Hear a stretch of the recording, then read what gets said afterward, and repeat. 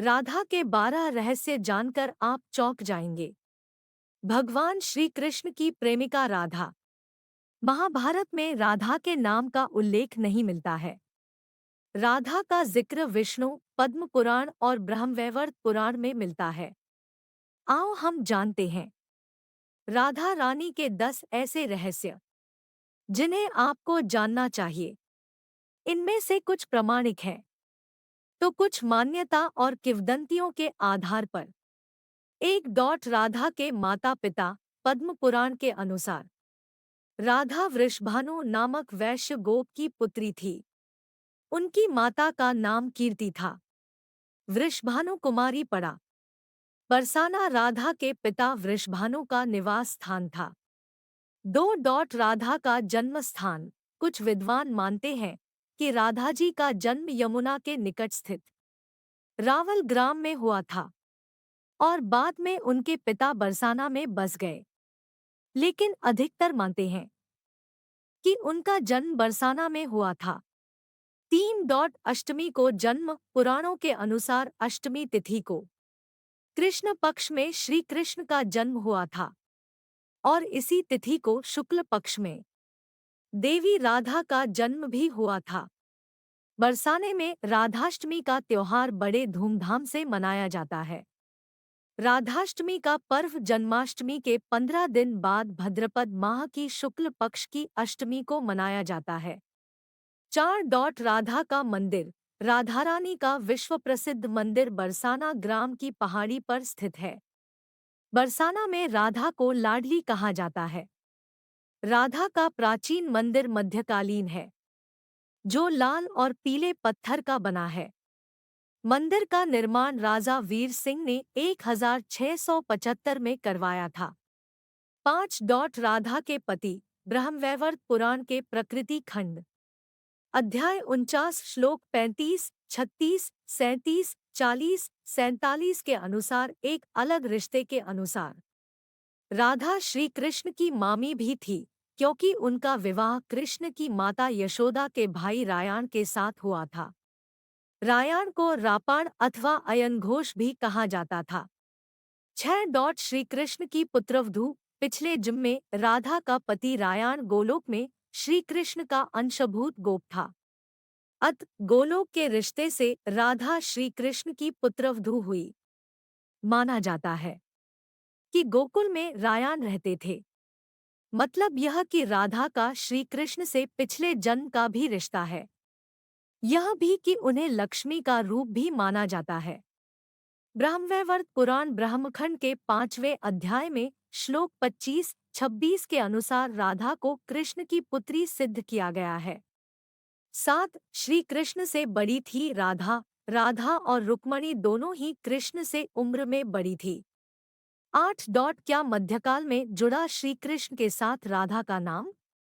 माना जाता है कि मध्यकाल या भक्तिकाल के कवियों ने राधा कृष्ण के वृंदावन के प्रसंग का अतिशयोक्तिपूर्ण वर्णन किया।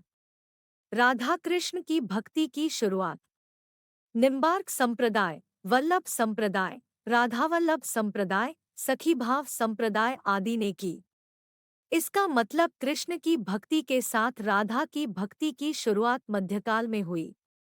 उसके पूर्व यह प्रचलन में नहीं थी।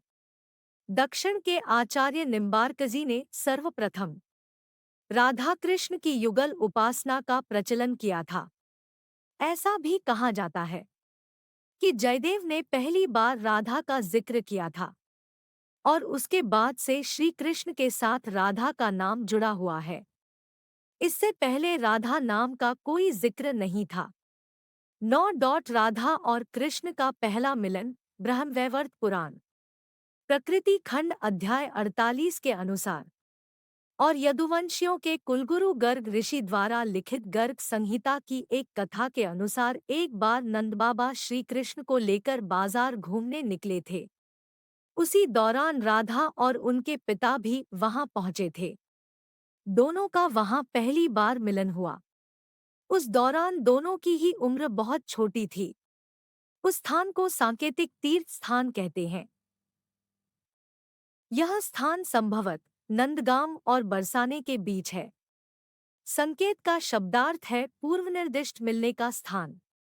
इसको लेकर ब्रह्मवैवर्त पुराण में बहुत बड़ी कथा मिलती है। 10 वृंदावन में मिलन। श्रीमद् भागवत और विष्णु पुराण के अनुसार कंस के अत्याचार से बचने के लिए नंदजी कुटुंबियों और सजातियों के साथ नंदगाम से वृंदावन में आकर बस गए थे, जहां बरसाने के लोग भी थे। मान्यता है कि यहीं पर वृंदावन में श्री कृष्ण और राधा एक घाट पर युगल स्नान करते थे।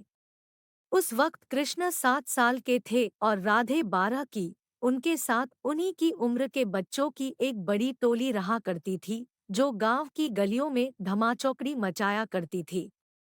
वृंदावन में बच्चों की इस धमाचौकड़ी को भक्तिकाल के कवियों ने प्रेमलीला में बदल दिया।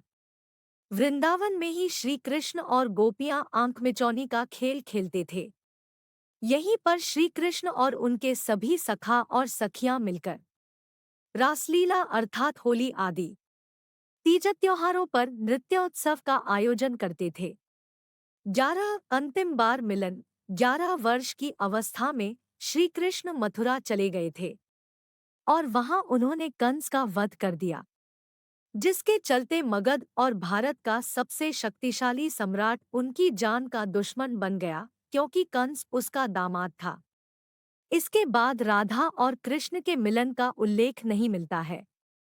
कहते हैं कि इसके बाद राधा और श्री कृष्ण की अंतिम मुलाकात द्वारिका में हुई थी। सारे कर्तव्यों से मुक्त होने के बाद राधा आखिरी बार अपने प्रियतम कृष्ण से मिलने गई। जब वे द्वारका पहुंची तो उन्होंने कृष्ण के महल और उनकी 8 पत्नियों को देखा। जब कृष्ण ने राधा को देखा तो वे बहुत प्रसन्न हुए। तब राधा के अनुरोध पर कृष्ण ने उन्हें महल में एक देविका के पद पर नियुक्त कर दिया। 12 राधा का देहांत। कहते हैं कि वहीं पर राधा महल से जुड़े कार्य देखती थी और मौका मिलते ही वे कृष्ण के दर्शन कर लेती थी। एक दिन उदास होकर राधा ने महल से दूर जाना तय किया। कहते हैं कि राधा एक जंगल के गांव में रहने लगी। धीरे धीरे समय बीता और राधा बिल्कुल अकेली और कमजोर हो गई। उस वक्त उन्हें भगवान श्री कृष्ण की याद सताने लगी। आखिरी समय में भगवान श्री कृष्ण उनके सामने आ गए। भगवान श्री कृष्ण ने राधा से कहा कि वे उनसे कुछ मांग ले, लेकिन राधा ने मना कर दिया। कृष्ण के दोबारा अनुरोध करने पर राधा ने कहा कि वे आखिरी बार उन्हें बांसुरी बजाते देखना और सुनना चाहती है। श्री कृष्ण ने बांसुरी ली और बेहद सुरीली धुन में बजाने लगे। श्री कृष्ण ने दिन रात बांसुरी बजाई। बांसुरी की धुन सुनते सुनते एक दिन राधा ने अपने शरीर का त्याग कर दिया।